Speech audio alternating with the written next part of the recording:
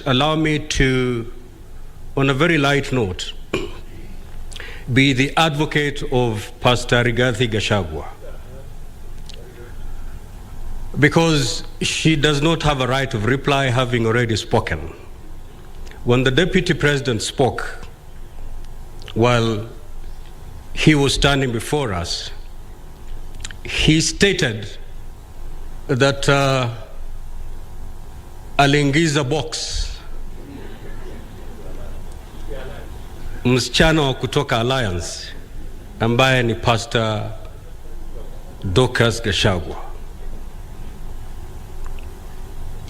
But because she does not have a right of reply, she whispered to me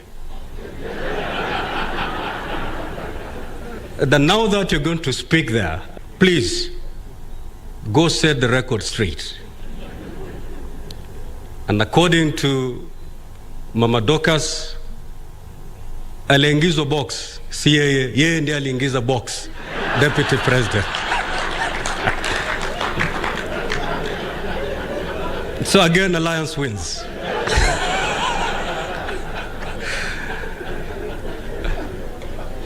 Your Excellency,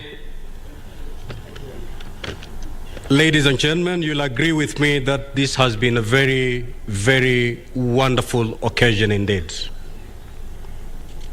Na Waswahili wanasema ukiona vaelea jua vimeundwa.